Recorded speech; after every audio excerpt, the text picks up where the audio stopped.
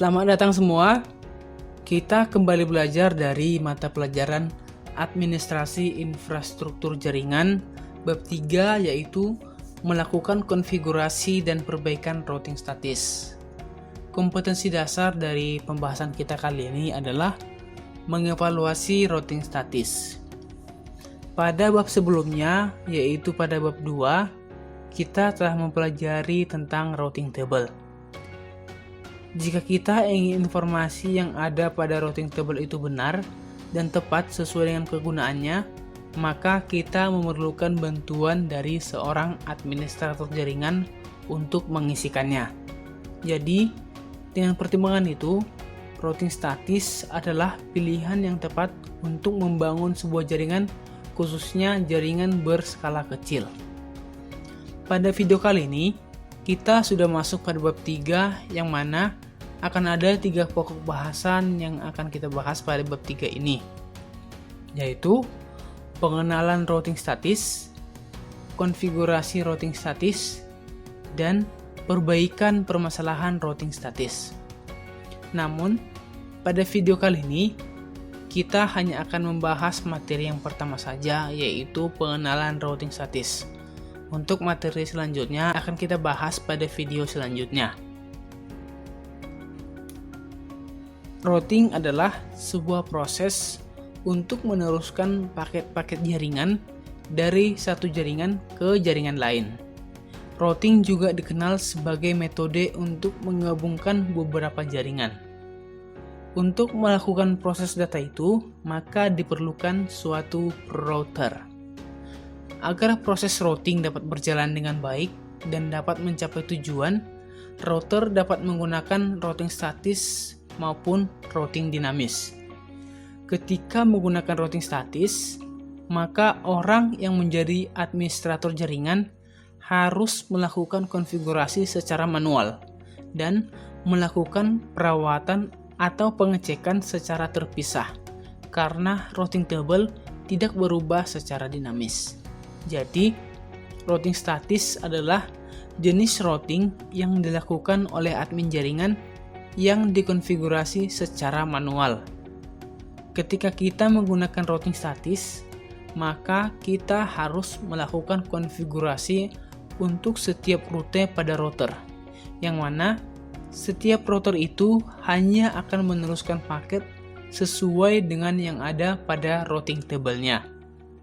Jadi karena itu, routing statis juga biasanya digunakan untuk membangun jaringan yang berskala kecil. Sekarang kita masuk pada prinsip dan cara kerja routing statis. Secara umum, routing adalah proses di mana suatu data diteruskan dari satu tempat ke tempat lain. Routing statis adalah jenis dari routing yang mana seorang administrator jaringan melakukan konfigurasi jaringan secara manual. Fungsi utama router adalah untuk mengirimkan paket data atau informasi. Router dapat mengetahui kemana rute perjalanan informasi atau paket akan dilewatkan. Apakah ditujukan pada host lain yang berada pada satu jaringan atau yang berada pada jaringan yang berbeda. Cara kerja routing statis. Cara kerja routing statis dibagi menjadi 3 bagian, yaitu yang pertama, administrator jaringan mengonfigurasi router. Yang kedua, router melakukan routing berdasarkan informasi yang ada dalam routing table. Dan yang ketiga dan terakhir adalah routing statis akan digunakan untuk melewatkan paket data. Itulah materi untuk prinsip dan cara kerja routing statis. Gimana? Sejauh ini bisa dipahami ya? Kita lanjutkan materinya. Sekarang kita masuk pada materi keuntungan dan kerugian routing statis. Yang pertama akan kita bahas adalah keuntungan. Ada beberapa keuntungan yang didapat ketika menggunakan routing statis, yaitu meringankan kinerja prosesor router. Tidak ada bandwidth yang digunakan untuk pertukaran informasi dari isi tabel routing pada saat pengiriman paket. Routing statis lebih aman dibandingkan dengan routing dinamis. Dan yang terakhir adalah routing statis kebal dari segala usaha hacker. Itulah untuk keuntungannya. Selanjutnya adalah kerugian menggunakan routing statis. Beberapa kerugian yang didapat ketika menggunakan routing statis yaitu administrator jaringan harus mengetahui semua informasi dari masing-masing router yang digunakan.